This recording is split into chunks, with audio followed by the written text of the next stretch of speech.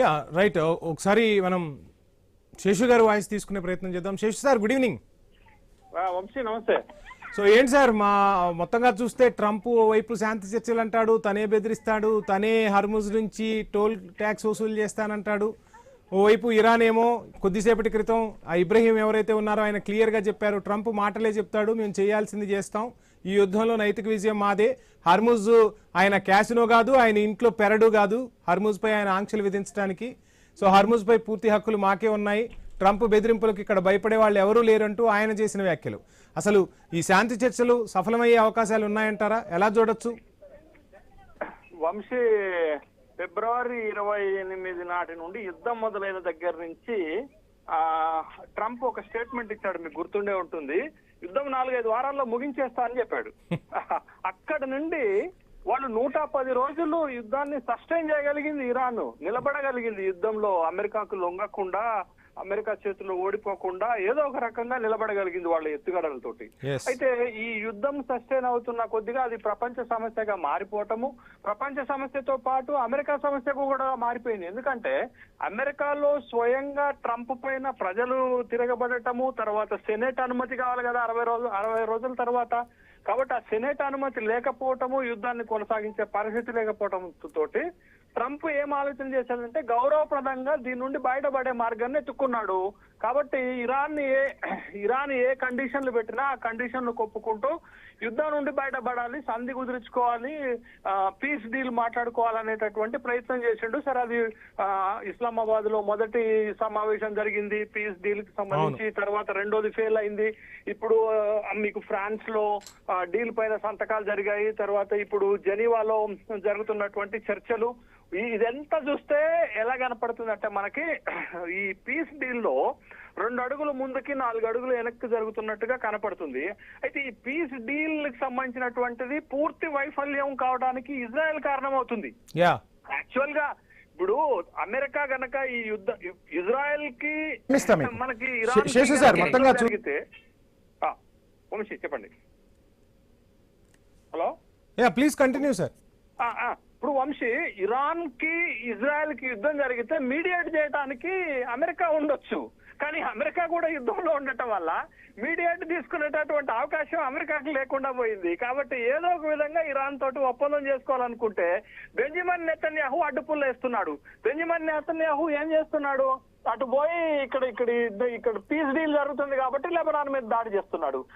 Iran ఏమంటుంది, Lebanon మీద దాడులు ఆపితే, హిజ్బుల్లాల పైన దాడులు ఆపితేనే మేము పీస్ డీల్ కు ఒప్పందం కుదుర్చుకుంటాం అనేటటువంటి ఇది చెప్తున్నారు. తర్వాత ట్రంప్ ఏం చేస్తున్నాడంటే ఏదో విధంగా ఇరాన్ ని బెదిరించో బతిమిలాడో ఈ డీల్ కుదుర్చుకోవాలనుకునేటటువంటి క్రమంలో ఈ డీల్ కనుక ఫెయిల్ అయితే అతను ఏం చెప్పాడు, మళ్ళీ బాంబులు వేస్తాము, మీకు దేశం లేకుండా చేస్తామన్నాడు. కానీ ఇంతకు ముందు కూడా ఇదే హూంకరింపులు చేశాడు, ఇదే టార్గెట్స్ ఇచ్చాడు, ఇదే ఛాలెంజ్ చేసినటువంటి సందర్భాన్ని మనం చూసాం. ఇరాన్ కి ఒక నాగరికత ఉంది, ఆ నాగరికత మర్చిపోయే విధంగా మేము దాడులు చేస్తాము, మీకు 48 గంటల టైమే అన్నాడు, 24 గంటల టైమే అన్నాడు. తర్వాత ఏం చేశాడు, మనకి పీస్ డీల్ కుదుర్చుకున్నాడు, కాల్పుల విరమణ, సీజ్ ఫైర్ కుదుర్చుకున్నటువంటి సందర్భం ఉంది. కాబట్టి ఈ 110 రోజుల్లో ట్రంప్ ఏం చెప్పాడో అది చేయలే, ట్రంప్ ఏమనుకున్నాడో అది జరగలే, ఏం చేయాలనుకున్నాడో అది చేయలేకపోయాడు, ఏమనుకున్నాడో అది జరగలేదు. ఇప్పుడు పీస్ డీల్ కుదిరేటటువంటి సందర్భంలో సైంధవుడు అడ్డుపుల్ల వేసినట్టుగా ఇజ్రాయెల్ అడ్డుపుల్ల వేయటము, ఇజ్రాయెల్ లెబనాన్ పైన దాడులు ఆపకపోవటము, ఇరాన్ ఈ పీస్ డీల్ నుంచి వాకౌట్ చేయటము, బయటకు వెళ్లిపోవడంతో ఈ సంధి కుదిరేటటువంటి వాస్తవాలు అయితే కనపడటం లేదు. కానీ ఈ పీస్ డీల్ చేసుకోవటం అమెరికాకి చాలా ఇంపార్టెంట్ ఇప్పుడు. ఎందుకంటే అమెరికాలో శేషు సార్, ప్రస్తుత పరిణామాలతో అమెరికా ఇజ్రాయెల్ మధ్య కొంత దూరం పెరుగుతుందని మనం భావించవచ్చా? అటు నెతన్యాహు ట్రంప్ చెప్పిన మాట వినే పరిస్థితుల్లో లేడు, అసలు ఈ ఒప్పందం మాకు సంబంధించింది కాదు అని కూడా మాట్లాడుతున్న పరిస్థితుల్లో వాళ్ళిద్దరి మధ్య కొంత దూరం జరుగుతుందని మనం భావించవచ్చు అంటారా? 3 అంశాలు చెప్తాను వంశీ. ఒకటి, అమెరికా ఎవరికి మద్దతుగా యుద్ధంలో పాల్గొన్నది? ఇజ్రాయెల్ కు మద్దతుగా పాల్గొన్నది, అంతే కదా?